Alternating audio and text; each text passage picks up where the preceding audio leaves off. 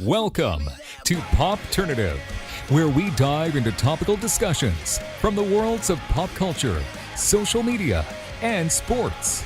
Here is your host, Peter Remoliotis, aka PD Beats. PD Beats here from Popternative, speaking to Logan Miller about Escape Room Tournament of Champions. Logan, welcome to Popternative, man. Good to see you. Good to be here. Let's talk torture. Exactly. When the first one comes out, the first Escape Room, I mean, it is, one can make an argument, big scale, big characters, big things happening, a lot of killing and a lot of traps and everything.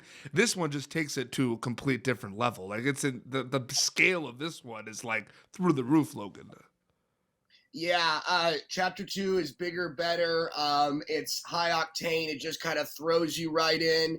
The first one was great, but it was a bit of an experiment. Yeah. We were, creating something that we weren't sure how audiences were going to react. And then, the response was so positive that we felt that we needed to come back and, amp up the story and make it something so much fun for audiences to see and see these characters continue on this journey to take down the evil corporation known as Minos. Absolutely. Did you have it? Like, how did the sequel come to be for you and the rest of the cast? Like, did you have an idea? Like, when were you told? Like, how did that come to be a little bit?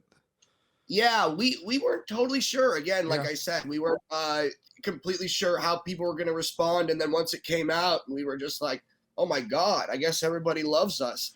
We were like, let's do it all over again. We're starving for attention. So we wanted to make sure that we could come back and, please everybody so much. So yeah, the production was about a year in between.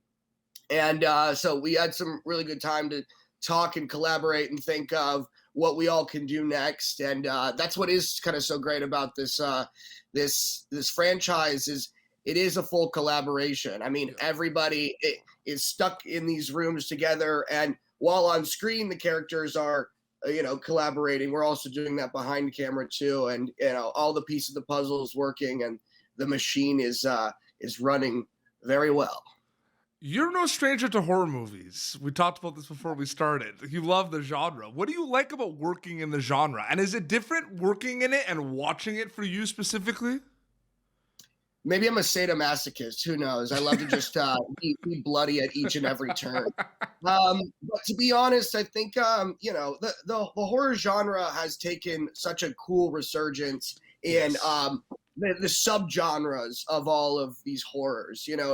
It's not just a slasher flick in the 90s anymore. It's really either a high octane thriller that's got some mystery elements to it, or a very slow burned an almost noir element, and or an action comedy that's got horror elements to it. I love to play with all of these different genres and kind of flip them on their head and stuff. And so I feel like a lot of filmmakers have been experimenting in the genre, and it's amazing. Absolutely.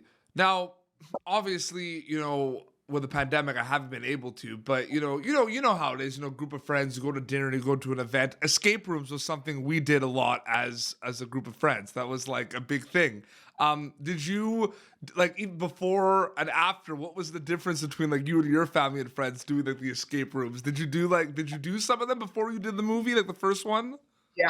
Well, I unfortunately now have PTSD doing escape rooms at all because I've endured these movies. Before, yeah, they were fun things. I had done them with a couple of colleagues and stuff. I think my first escape room was with some Walking Dead cast and crew. Yeah.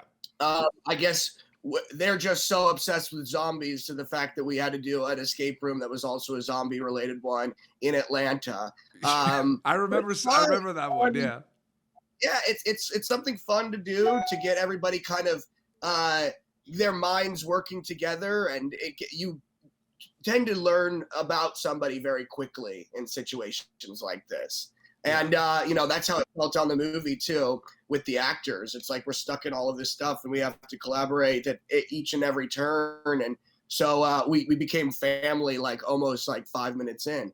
But yeah, they're always a lot of fun, and it's great to see. Also, too, what's fun is they did a whole actual escape room subway car in Los Angeles this weekend too. So that's really something fun to see.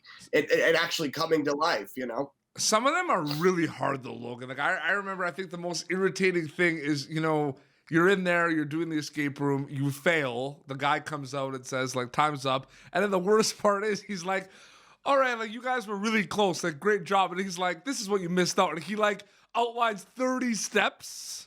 And you're like, thanks, man. Like, I appreciate that. Yeah, it's almost like you don't physically die like you do in these escape room movies, but you die inside, and you feel like a complete disappointment to your friends and your family, and hopefully they'll accept you for the failure that you are. Especially when the guy who comes out who's working there is like lying to your face when you're terrible and saying, yeah, you exactly, did a good job. I know. The man's job is just to crush your dreams of being intelligent. You've had an opportunity to work on a lot of really cool projects, whether it's TV, film, voiceover. You've done a lot of stuff. Growing up, obviously, you want to go where the opportunities are, you want to go where the work is. But were you hoping you were going to be able to work on such a variety of projects that you've been able to work on so far? Yeah, I mean, as a sweet baby boy Logan, I had no idea what to expect with the expansiveness and the variety of my career. I came in with a small dream of just wanting to create and do something fun. And I'm really thankful that people still give me chances to do that. Yeah. It's great. And I always want to be challenging myself and trying to pick different projects that maybe people wouldn't expect. I am very grateful that I haven't been like really pigeonholed into just doing the same things over and over. The variety is what keeps me going, and I hope I can continue to do it. It's one of those things too, where a lot of streaming services and the fact that content is global right now is a really cool thing as well. Like, for example, I'm in Canada. Escape Room, the first one, is on Netflix in Canada, right? And there's an opportunity. A lot of your projects that you've done a couple of years ago resurface on all these like streaming platforms. So it's kind of like you worked on a movie like 6 years ago, but it's like could be new to someone with the access now, which is a cool thing. Yeah, that's what's great, I mean, because with the streaming platforms, it gives a chance to have a like large library of things that people might not have seen. And then, I get people to come up to me for things that I've done like 6 years ago. Yeah. So it's so much fun, and it's so glad, like, what I think, the fact that new eyes are getting to see these things as if they were shot this year, that's what makes it so fun. Yeah, but I think too, like, for example, you worked on Love, Simon, and projects like that are the perfect example of how global and how content just hits so hard globally. Like, that movie was received incredibly, like, all over the world, and like it's just like, does it blow your mind sometimes how global content has become though? Yeah, absolutely. I mean, and it even stemmed from the beginning of my career when I was working on a Disney show, and then to find out that people from Brazil are continuing to hit me up on social media, and then like too, I with Escape Room, I know that like it was huge in China too. Yeah. Like, people loved it there, and so it's amazing. I hope I get the opportunity to get a one-way ticket to any of these places, and seek out some fans and hang out. But it's amazing. Yeah. The trailer release for Tournament of Champions was exciting. It's always that's something I think we forget about as well, because everyone looks forward to trailers. Trailer culture is real, Logan. Like, people love it, right? Absolutely. So they dropped the trailer for this, and obviously it's big scale and everything, but there's a lot of stuff in the trailer that you're like, what? Like lasers and everything. What was your response to the trailer that they cut for this movie? I was over the moon. I mean, I love when you can take a almost Radiohead sounding song and then throw some crazy action on top of it. All of those things layered on top of each other makes the perfect trailer in my eyes. And so, yeah, I was more than happy. And I think we were all like shocked and stuff. It's like, you never really know, because I see the expansiveness of these movies while making them, but you're so stuck in it day to day. And we cover everything like icing on a layer cake. It's like every day is almost like 30 seconds of material that you see on screen. Wow. So you never really do know until the end of it all in the edit. And it's a powerful thing when you finally get that fix of seeing the trailer and seeing it in theaters too. And it's just like, it's exciting and fun. And I'm hoping that people respond to it well. Absolutely. It's funny you mentioned like the Disney Channel show, and that was like a pioneer Disney XD show. That was like one of the first like Disney XD sitcoms. There was like a crop of them. There was like a resurgence too because of like TikTok about a lot of those shows. Like there's some I Am the Bad clips that just like pop up out of nowhere. Like that's been happening too as well. I know. I want people to sign a petition because I'm in the Band is not on Disney Plus, and I don't understand. Yeah, I know. So, come on, people want to see Trip Campbell with that sweet guitar. Campbell. Would that be a great name for? I always thought about this too. Trip Campbell would be a great name. Like it's your name in the show. Like you're the guitarist. That'd be a great name for a band. Like, ladies and gentlemen, Trip Campbell.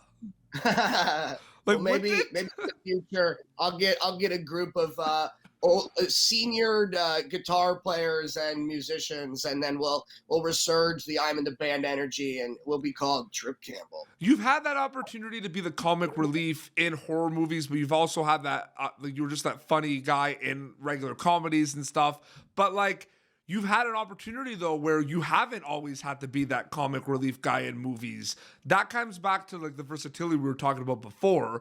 But how do you kind of prepare for certain roles like that? Or do you know right away, like, what you have to go into in terms of, okay, this guy's going to be a bit silly. Okay, no, this guy's not going to be silly. This guy's going to be straight up business. Like, what's that preparation like for you, project after project? I'm curious about that. Yeah, I mean, it all finds itself on the script, and I sit there and I kind of run it through a fine-tooth comb, and I kind of figure out the subtle nuances and stuff, and then I also play with a lot of stuff on the day. Yeah. It's I mean, I always love to bring an element of humor to whatever I do, whether it be a kind of dramatic thriller like this or not. Comedy is a big passion of mine. It's something that I've always, strived to do. And so, but it just is dependent on what the project is, I mean, I've done also multiple, like, very intense, indie dramas where it's like, well, there's really no space for humor here. So, you gotta take each project, as it comes, and that's the fun variety of, like, getting to work with all of these different filmmakers. And if I have a chance to add some humor to it, I will. We figure it out script to script. Like, you look at your character in Escape Room franchise versus like We Summon the Darkness and Scout's Guide, and it just blows my mind like how different all those characters are, but they all have like. You look at them and they're all different, but especially like in Scout's Guide and We Summon, like there's that comedy aspect of it. Escape Room is kind of just like, okay, we're in the escape room, we're gonna die. Let's figure this out. Yeah. Well, all those versions of myself are living up in my head, and it's a very stressful party that doesn't end. So that's what I'm experiencing every day. Absolutely. I wanted to thank you so much for coming on Popternative to chat about Escape Room Tournament of Champions, Logan. Thank you so much, man. Yeah, thank you for having me. I had such a good time, and hey, everyone, check out the movie. Absolutely. It comes out tomorrow. Has it hit you that it's coming out tomorrow? Like, it's crazy. Absolutely not. I mean, we did a friends and family screening here in New York City this week, just last night. And everybody was having a great time, like yelling at the screen and stuff. And it was like that feeling of an audience again. It was it was amazing. And so I hope that everyone has just as much fun as we did watching the movie. Absolutely. And where can people follow you on social media to keep up to date with everything? Like Instagram? Yeah, at Logan Miller on Instagram is kind of my main social media. I also have a Twitter at LoganYeah785. And I'm on the Twitter sphere. I'm on the Scram, posting stupid shit all the time. That's the first time I've heard everyone use the Scram. Usually they say Gram, but that's a pioneer thing you just did there. So well done. There That's we awesome. go. I've cultivated a whole new thing. Scram, baby. Absolutely. This has been Popternative. You're going to be able to catch Logan Miller and the rest of the amazing cast in Escape Room Tournament of Champions coming out tomorrow in theaters. And it's going to be exciting. Until next time, this is Logan Miller and PD Beats signing off. Thank you for tuning in to Popternative. Make sure to check out our past episodes of Popternative on YouTube. Be sure to like Popternative on Facebook and follow us on Twitter. This has been an Autograph Communications production.